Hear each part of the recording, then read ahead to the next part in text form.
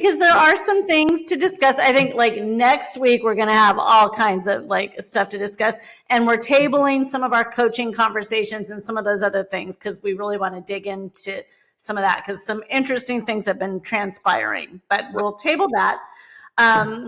So Frenzy, for my faves, I just wanted to bring up from a fashion standpoint, GQ Sports, I guess they had a fan nomination thing to vote for the most stylish NFL player. And the winner was Caleb Williams from the Bears. And, yes, I can see that. The runner-up was Justin Jefferson. And in my mind, I think Justin Jefferson is a far better dresser. I will never forget that first week when he wore that off the runway, off-white, vest and pant. So it was Caleb Williams, followed by Justin Jefferson. I'm trying to remember, Derrick Henry was in the top 5, I think. So don't know that I completely agree, but because I also kind of think that Jameis Winston, he every week brought it, but he was more classic. Like the way he was dressing was really, really classic. I liked it a lot. But anyway, that happened. That was the fashion thing. So, we'll see a lot of crazy stuff for the Super Bowl, but interesting how the Eagles had that. I liked their little matchy suits that they had on at the media night. Did you see them? Yes. They looked good, Yeah. And then my favorite football moment. So I did watch a lot of the Pro Bowl, which I know I'm weird, and it is kind of a weird thing. There were a couple things I really liked about it. First of all, the flag football looks like they're having a good time, but then they stop the game and they do these contests. So there was this punting contest, and each conference selected a non-punter to participate and then the punter. Mm-hmm. So they had to punt into these giant, tubes that were set up kind of in a grouping all together. But every time it went in, they got a point. Mm-hmm. And I think the AFC actually ended up winning that one. They lost pretty much everything else. But they had, is it Marlon Humphreys from the Ravens? I think that's his name. Yeah. Humphreys. He did pretty well. And then the punter came in and, that was kind of interesting because, you never see the kickers. So that was a fun little game. And then the other thing that I liked watching was the receivers. They had to catch all these crazy balls, and one of them they had to catch with with a pair of mascot gloves on. So basically, these giant hands. And I'm trying to remember who was really one of the only ones that actually made the catch, but otherwise, it was just fun kind of seeing the players around. And one of the cutest things that I saw was Baker Mayfield, Tristan Wirfs, and Vita all holding their babies at the same time on the sideline. Uh-huh. And then you like Mike Evans in the pool with his kids. You can see it's very much a family fun time. So kind of cheesy. And I definitely, read and saw all the critique of all of the various all-star games, how none of them are any good anymore. And, whether it's baseball, hockey, basketball, I don't even know what they do anymore, but the all-star game, as we have discussed, has changed a great deal. Yes, definitely. For the better. I thought it was fun, and so that's my fave, the Pro Bowl shenanigans and the happy families. So mine was more of a rumor that I kind of enjoyed, thought about. I was like, if that happened, I think that'd be cool. And it basically was that Sam Darnold to the Las Vegas Raiders. I love that rumor, by the way. I do love that rumor. But more so also because Pete Carroll is there, I think that would be a great fit.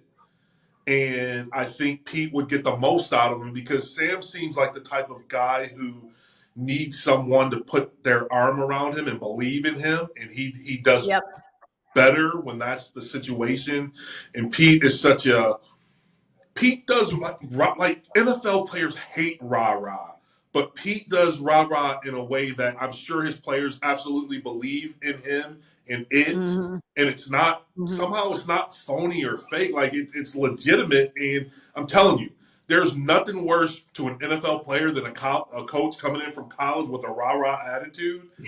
Trust me, like it's the work but Pete does it in a way where it's like, no, I'm going to buy into it and I'm going to get on board. And so I'd say that to say I think Sam Darnold would benefit from that and kind of pick up where he left off before that last playoff game. I heard that rumor too, and I very much like that rumor. I Yes, think that would be awesome. yes, that would be. I hope that happens. So my frustration, not, I don't really have a lot of frustrations this week, again, other than the fact that I'm not enthused about the game. But how frustrating is it to read about Myles Garrett requesting a trade, which you can totally understand, Mhm. right? I mean, this guy is at the peak of his career. They're never going to win anything. They still have to pay Deshaun Watson $100 million, Yeah, yeah, and he'll never see the field again. And that's utter crap. yeah. But the Cleveland Browns, of course, coming out and saying we'll never trade Myles Garrett. And I just think that's frustrating and somewhat disgusting. And I'm sure they're going to probably end up doing it because, there's going to be some great offers out there. And I hope the Bucks make one, even though no one's talking about that. But I would like to see that happen. But frustrating, it must be so frustrating for him. Just, he seems like the kind of guy that really was not ever his intention. And I'm sure he wanted to play his career out, as I'm sure most players do, in one place if possible. But they're handling it so crappy. Yeah, of course. And I think kind of he spoke to not wanting to go through and yet another rebuild. Yeah. And he wants that opportunity to play for a championship and be in a place where yeah, there has been no stability the whole time he's been there. It's been a carousel Nothing. of coaches. It's been a carousel of players at the most important position at quarterback. And, there's been varying levels of support. There were some years where it was good, but they weren't able to sustain that and keep going and build off of that success that they had. And so, yeah, look, it takes so much to prepare for an NFL season. And then as soon as the season starts, you're automatically tearing your body down. And you can look at him and tell what great shape he stays in, how well he takes care of his. Yeah. And that takes such a great effort. And to think about, I'm going to go through this however many more times and never have an opportunity to play for a ring or have that success of, that team success, despite my individual accolades, it wears on you mentally. I bet. Yeah. I hope they let him go. And I hope he comes to Tampa. Yeah, look, that's maybe their gut reaction, but look, everyone's up for a trade, right? If Yeah. the price is right, they'll move them. Now, NFL owners, unlike other owners, tend to want to impose their will on things. So maybe it's not to a team that he would want. There's ways they say, "Hey, we're in control," right? I don't Right. know if you kind of followed this whole Luka Doncic thing in the Yes. NBA with that trade where it's the owners taking control back. Well, the NFL owners have never lost control, right? They've always Mhm. had control, and they always let the players know kind of who's in charge, that type of deal.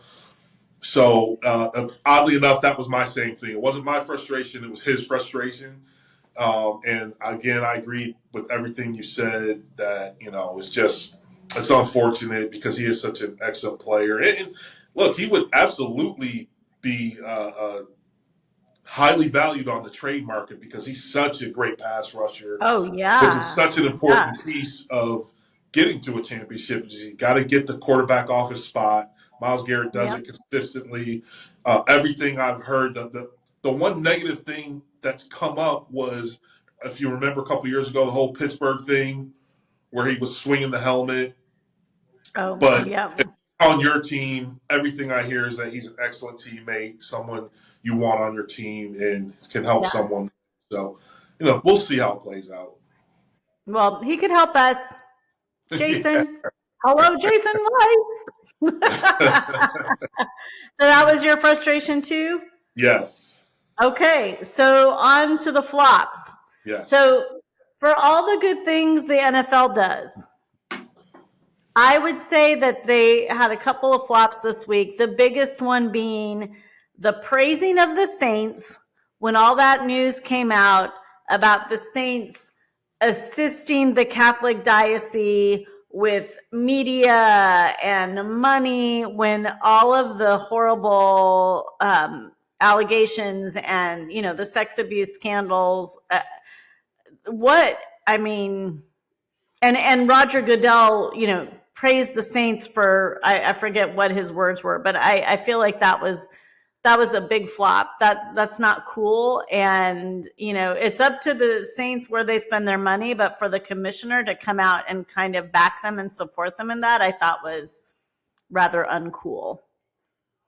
Well, I'll say, as you know, or